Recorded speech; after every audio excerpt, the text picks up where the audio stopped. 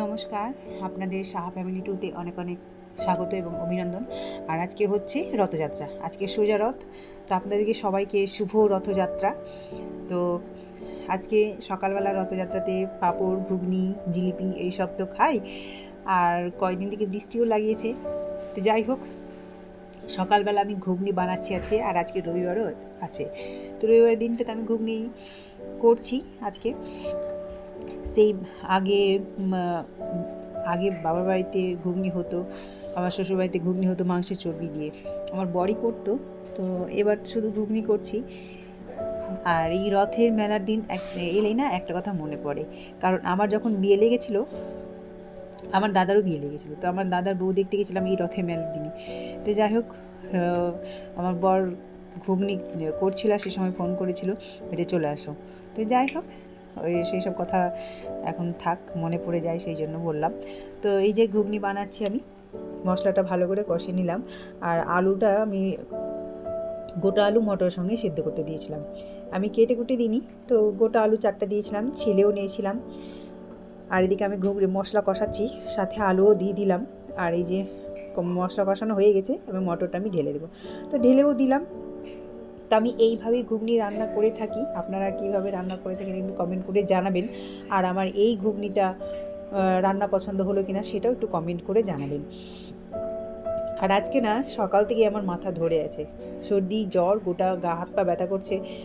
তো সকালবেলা উঠতে ইচ্ছে করছিল না, তবুও ঘুম থেকে জোর করেই একরকম উঠেছি। দেবাচি গাছ ছেড়ে স্নানও করেছি। আজকে স্নান করতেও খুব ঠান্ডা লাগছিল, গায়ে জ্বর জ্বর ভাব থাকলে বোধহয় ঠান্ডাই লাগে।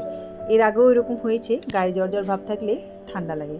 তো যাই হোক, এই যে ঘুগনি আমার মটরের ঘুগনি হয়ে গেল, এবার নামাবার পালা। এরকম ঘন করে এই যে একটু ঝোল ঝোল রাখলাম।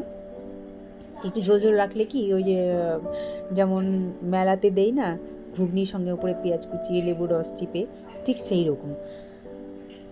তো আজকে তো একরকম একটা মেলায় আছে, রথের মেলা আছে। তো বৃষ্টির কারণে মেলা যাওয়া হোক আর না হোক, বাড়িতে এই ঘুগনিটা বানিয়ে খেলে তো একটু রথযাত্রা উদযাপনটা করা হবে। তো যাই হোক, আমার মটরের ঘুগনি হয়ে এলো। এবার যখন যাকে দিব তখন এইভাবে পেঁয়াজ কুচিয়ে লেবু রস ছড়িয়ে দিয়ে দেবো। আর এবং যদি বলে মুড়ি দিয়ে খাবো, মুড়ি দিয়েও খাবে। তো যাই হোক, আমার রান্না ঘুগনি কমপ্লিট হয়ে গেল, এবার আমি নামিয়ে নেব। বেশ অনেকক্ষণ পরেই এসেছি, আমার রান্নাঘরটা অন্ধকার অন্ধকার ভাব লাগছে। এই তো আমাদের সাবমিটার লাগাতে এসছে।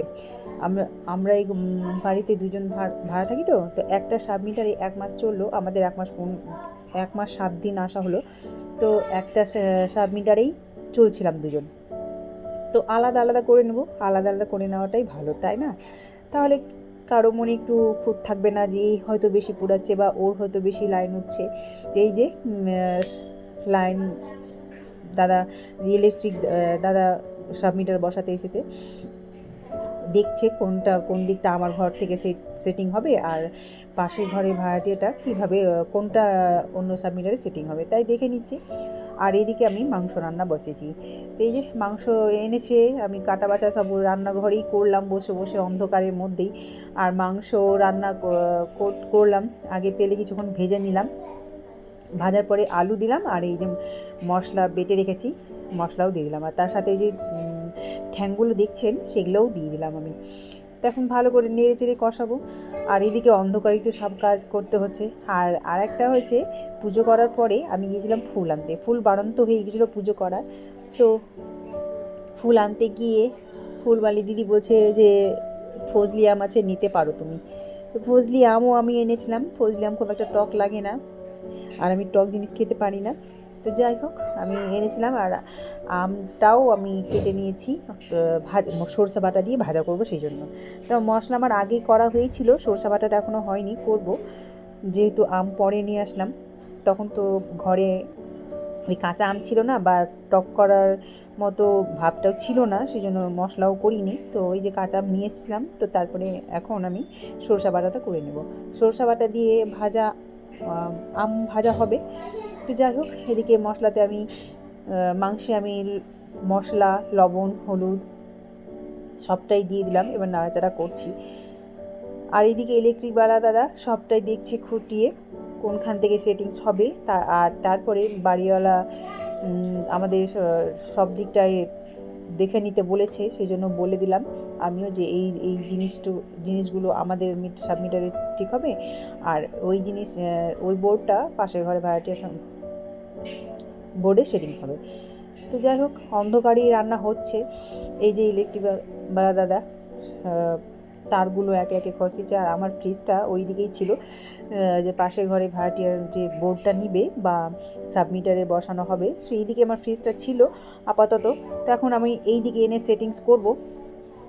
আর ফ্রিজটাও 1 মাস থেকে এক মাস থেকে না, 1 মাসের কমই হবে। ওই যে এই বাড়িতে এসে পরিষ্কার করেছিলাম একবার, আর করা হয়নি, বেশ কিছুদিন হলো, বোধহয় 10-15 দিন। তো যাই হোক, পরিষ্কারও করে নেব। আর ফ্রিজের মধ্যে অনেক বরফ জমেছে, অনেক পাহাড় হয়ে গেছে বরফের। তো আজকে সারা দিনটাই ভাবছি ফ্রিজটা বন্ধ করেই রাখবো, একেতে কাজ চলছে লাইনের, বন্ধ তো আছেই, আর কিছুক্ষণ বন্ধ রেখে সন্ধ্যার দিকে আমি ফ্রিজটাও পরিষ্কার করে নেব, কারণ ততক্ষণ সবটাই বরফ গলে যাবে আর ফ্রিজটাও তখন পরিষ্কার করতে পারবো। আর এই সুযোগে আমার ফ্রিজটাও পরিষ্কার হয়ে যাবে, কারণ বরফ গলতে যা পাহাড়ের মতো বরফ আছে ফ্রিজে, গলতে অনেকক্ষণই টাইম লাগবে, প্রায় সারাদিনই লেগে যাবে। সেই জন্য সারাদিনই আজকে ফ্রিজটা অফ রাখবো। সবজি আছে তো ততক্ষণ ফ্রিজটা তো ঠান্ডা হয়েই আছে, ফ্রিজে থাকবে, যখন পরিষ্কার করবো সেগুলো নামিয়ে নিব। তো এই যে আমার মাংস কষানো হয়ে গেল, এবার জল দেওয়ার পালা, আর সাথে এই কষা মাংস কয়েকটা আমি তুলে নেব।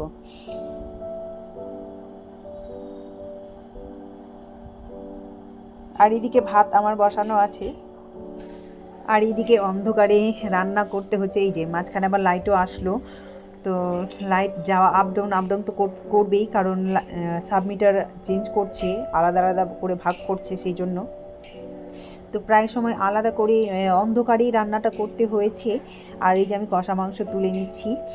আর আমাদের মানে সর্দি জ্বর হয়েছে, তো আমারও হয়েছে আর আমার ছেলেরও হয়েছে, তো মুখে রুচি নেই, কোনো কিছু স্বাদ লাগে না। ওই যে বললাম, আমার তো সকালবেলায় উঠতে ইচ্ছে করছিল না, আমার ছেলেরও। আমার তো জ্বর নেই, কিন্তু আমার ছেলের জ্বর হয়েছে। তো সকালে টিউশন ছিল, যাইনি, সারাদিনই ঘুম পারলো। অবশ্য গতকাল থেকেই ওর শরীরটা খারাপ করছিল। তো যাই হোক, আর এইদিকে এখন আপাতত লাইন আছে, আবার কখন লাইন চলে যাবে জানি না, কারণ লাইন তো বন্ধ রাখতেই হবে, যেহেতু লাইনের কাজ চলছে। আর কতক্ষণ কাজ চলবে সেটাও তা জানা নেই, মানে একদিকে সব কাজই পড়ে গেছে, এইদিকে রান্না, কুটনো কাটা, সব কিছুই। সকালবেলায় লাইনটা ঠিক করতে এসছে, তো কাজের তালগোল পাকিয়ে গেছে, কি করবো ভেবে পাচ্ছি না, তবু একটা একটা করে করেই যাচ্ছি। রান্নাঘরে বসেই সব কিছু করলাম, অন্ধকারেই কাটাকুটি করেছিলাম। তো এদিকে আমার মাংস কষানো হয়ে গেল, তো বেশ কয়েকটা আমি কষা মাংস তুলে এই যে জল দিয়ে দিলাম, জল ফুটিয়ে মাংস নামিয়ে নেব। তোমার রান্নাটা এদিকে হোক, আর এদিকে মিষ্টিওয়ালা দাদার সঙ্গে দেখি কোন দিকে কি করা যায়। আর আমার ঠাকুর ঘরটাও একটু ভাঙাচোরা হয়েছে, সেটাও আপনাদেরকে দেখাবো পরে, যখন আমি ঠিক করব তখন আপনাদের দেখাবো। আর ফ্রিজ তো মুছবই, আপনাদের বললাম, সেটাও আপনাদের দেখাবো। তখন রান্নাটা হোক। তো এইদিকে আমার ঝোল ফুটছে, রান্না হয়ে এসেছে। আর এদিকে আমাদের লাইনটা ঠিক হলো, এবার ঠিক করছে পাশের ঘরের ভাড়াটিয়া। তো সাবমিটার আলাদা আলাদা হয়ে গেল। তো আমার যে রান্না হয়ে গেল, এবার ঝোলটা আমি নামিয়ে নিলাম। এই যে রান্না, আপনাদের কেমন হলো একটু কমেন্ট করে জানাবেন, কেমন লাগলো দেখতে। আমি এইভাবেই রান্না করে থাকি। আর এইদিকে আম এনেছিলাম, আম তো ওই যে অন্ধকারে বসেই কেটেছিলাম, তো আম ভাজাটাও বসিয়ে দেবো আমি। আর এইদিকে মশলা করাও হয়ে গেছে, ওই রান্নাঘরে বসেই মশলাটা করেছিলাম অন্ধকারে। তো যাই হোক, আমার রান্না এটা কমপ্লিট হলো, ভাত তো হয়ে গেছে আগেই, আর এবার আম ভাজাটা হয়ে গেলেই তারপর আমার রান্না কমপ্লিট হয়ে যাবে। তো এইভাবে আমি রান্না করলাম, এখনও কমপ্লিট হয়নি। এবার আম ভাজাটা বসিয়ে দেবো। আর কড়াইটা আমি ধুলাম না, জানেন তো, কড়াইয়ের গায়ে অনেক তেল লেগে আছে, তো অল্প একটু তেল দিলেই, আর কড়াইয়ের গায়ে যে তেল লেগে আছে ওই তেলেই আমার আম ভাজাটা হয়ে যাবে। আর এদিকে পাশে আমি গ্যাস ধরিয়ে ভাত বসালাম। ভাবছেন তো যে ভাত তো হয়ে গেছে, আবার কেন ভাত বসালাম? সেটা না, সেটা হচ্ছে আমার তো রান্না হয়ে গেছে ভাত, এই যে পাশের ঘরে যে ভাড়া আছে, ওর যে সাবমিটার বসাচ্ছে, তো ডাইনিংয়েই সমস্ত কাজটা করছে। তো রান্না করার প্লেস পাচ্ছে না, তো আমি আমার গ্যাসে বললাম যে ভাত বসিয়ে দাও, ওই জন্য ভাতটা বসাচ্ছে। কারণ দেরিও তো হয়ে গেছে না, প্রায় 1:30টার কাছাকাছি বাজে, তো ওদেরও তো খিদে পাবে, সেই জন্য শুধু ভাতটাই বসালো। আর এদিকে আমি আম ভাজা বসালাম। তো এদিকে আমার আম ভাজা চলছে, এখনও হয়নি কমপ্লিট। তো ওই যে সরষা বাটা পাশে আছে, একটু ভাজা ভাজা আম হয়ে যাবে, তারপরে আমি সরষা বাটা দেবো। তো আমার এই দেখুন, বলতে বলতে আমার আম রান্না করাও হয়ে গেছে। তো আমটা আমার না ভাজা হলো আর না টক হলো। তো এই আমের এই অবস্থা হলো। আসলে জল দিইনি, ওই মশলাতেই যা জল ছিল সেটাতে এইরকম হলো। তো আমার রান্নাও কমপ্লিট হয়ে গেল। এবার গ্যাস মুছে বাসন ধুয়ে ওদেরকে খেতে দেবো। তো ঠাকুরের প্রয়োজনীয় জিনিসগুলো সরিয়েছিলাম, শোকেসের এই ফাঁকা জায়গাটাতে রেখেছিলাম, যেমন আলপনা, ধূপ, তারপরে হচ্ছে এই যে সব এই যে যাবতীয় জিনিসগুলো, এতগুলো জিনিস ছিল। ঠাকুরের সিংহাসনের পাতার কাপড়, চন্দন। তো এইখানে ইষ্টভীতির টাকা, মা লক্ষ্মীর প্রত্যেকবার বৃহস্পতিবার যে 5 টাকা করে রাখি সেই বয়ম, কৌটো, তো এই জায়গাটা ছিল। যে সরানোর কারণ হচ্ছে যে টিভি প্লাগটা আমাদের ঘরে অ্যাডজাস্ট করার জন্য দেখছিল কোনখান থেকে আছে, তো শোকেসটা সরাবো বলছিল, সেই জন্য জিনিসগুলো সরানো হয়েছিল। তো ভেবেছিলাম খাওয়ার পরেই এই জিনিসগুলো গুছিয়ে নিব। তো খাওয়ার পরে শরীরটা এত ক্লান্ত হয়েছিল আর শরীরটা এতটাই খারাপ হয়ে গিয়েছিল, সারাদিন একটু বসতে পাইনি, মাথা ব্যথা, গা হাত পা ব্যথা তো ছিলই। আর বাড়িতে কাজ থাকলে আরোই মানুষ বসতে পারে না, সেটা আপনারা খুব ভালো করেই জানেন। বাড়িতে কাজ থাকলে বসা যায় না, এটা সেটা কাজ লেগেই থাকে, বসার উপায় পাওয়া যায় না। তো আরও শরীরটা ক্লান্ত হয়ে গেছিলো। তো খাওয়া দাওয়ার পরে একটু ঘুমিয়েও নিয়েছিলাম, বিশ্রাম নিয়েছিলাম।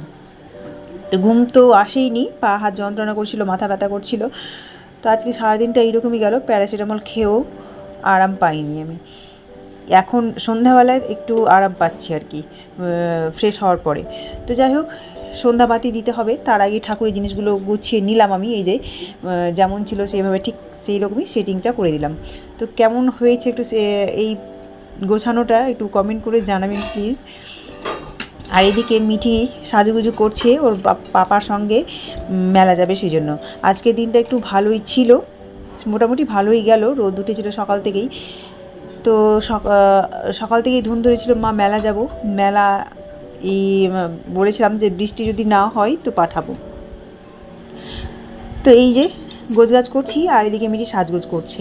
তারপর আমি সন্ধ্যা দিব, প্রার্থনা করব। আর আজকে রথের মেলা উপলক্ষে একটু টুকিটাকি জিলিপি না খেলেও নয়।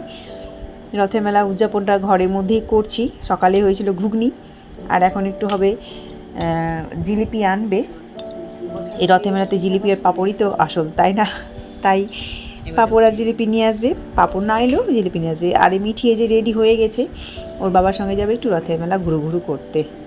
তো অনেকক্ষণ পরে মিঠি আর ওর বাবা মেলা থেকে আসলো, আর ওর বাবা নিয়ে আসলো আমাদের জন্য জিলিপি, গরম গরম জিলিপি। এই রথের মেলাতে জিলিপি আর পাঁপড়ই হচ্ছে আসল। তো এই যে জিলিপি, আমরা এখন জিলিপি খাবো। আর ভ্লগটা আমি এখানেই শেষ করছি, আবার কালকে একটা নতুন ভ্লগ নিয়ে আসছি।